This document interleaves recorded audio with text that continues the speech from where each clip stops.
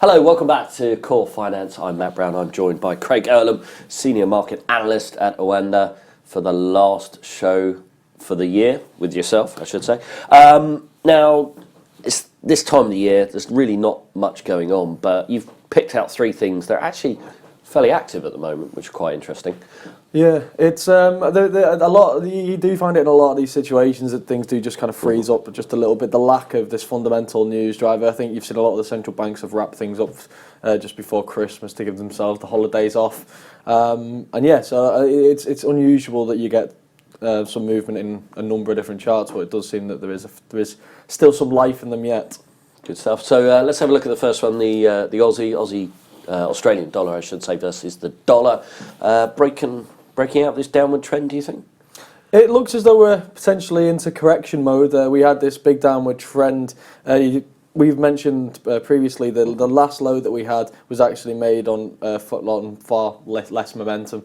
So that net bullish, positive divergence is typically a bullish signal, a sign that not necessarily a buying signal in itself, but it's a sign that the trend is potentially coming to an end, or at least for now. We've had this nice little bounce higher off the back of that. You can see this kind of rising channel, which I've added there just to highlight potential resistance levels in the meantime. But I do think it's looking like breaking through there. I think it's running to resistance around there. It's the top of the channel, but you've also got the culmination of those moving averages, and it also falls around that kind of 77 level, which seems to be a notable psychological level. It's into consolidation mode now, so there's potential for it to rebound and potentially flow higher. But the way that it's traded over the past week or so suggests that we're just in a bit of consolidation, and the momentum could very much be with the bulls right now. So I think a breakthrough 77, and initially we could be looking at like 77.50, but ultimately I think we're potentially looking more towards, say, the 78s, even 79s, and then we'll see from there.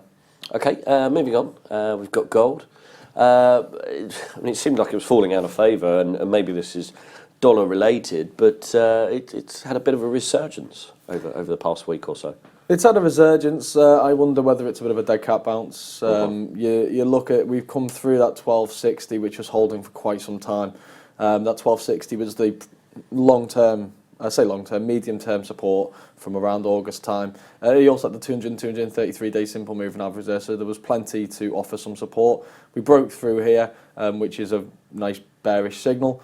We came back to 1240, which is, again, you can't see it on this chart, but that is long-term support and resistance. And now we've had a rebound to a 1260 testing from below. What you're really hoping for here, really, is a rebound lower, because that confirms the initial breakout. And it's, again, another very bearish signal. It puts the emphasis back on the 1240s, but ultimately suggests to me that really we're heading more back towards the 1220s and 1200s from here. Okay, and finally looking at the Kiwi dollar versus the dollar, with import-export data out overnight, and I think we've got GDP print later on today. It's actually one that's become quite interesting over recent sessions, so one to look at.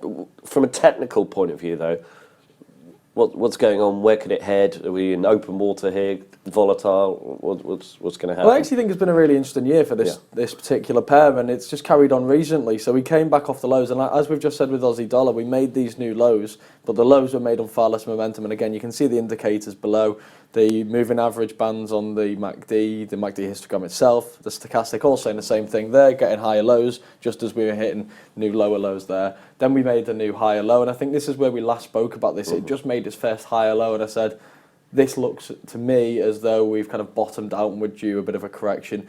Now we've come back towards 70 at the minute, again a nice little psychological level. I think it's probably going to go higher because we've kind of rallied through that resistance zone from the channel. And again, as with the Aussie, we've not really seen a pullback per se, we've just seen consolidation, and that typically tends to be a trend continuation signal. And the trend prior to the consolidation was a rally. So that suggests to me that we've tested 70 a few times, and I wonder if we're going to see another push higher. And again, when we're looking higher, the first zone is around the 70, 50, 71s, but if we can break through there, then we could be looking 72, 73. That takes us back to the 50 and 61.8 fibs, and again, nice round numbers, which traders always seem to like. And again, we'll see from there. I think the dollar is still due some form of resurgence. What I find interesting is that with all this tax reform stuff, equity markets record highs, the Dow, the Nasdaq, the S&P record highs. Where's the dollar? well, that's still back near its lows. What does that tell us? That tells us that markets just don't believe that it's got this bright economic post-tax reform future, and really all it's going to do is benefit the companies in terms of repatriation and lower corporation tax, but the actual economic impact is going to be small. That's what it potentially says to me. And just finally, do you think that will be one of the key themes for 2018? The US economy just stumbling along, obviously with interest rate hikes, potential, 2, maybe even 3 over next year.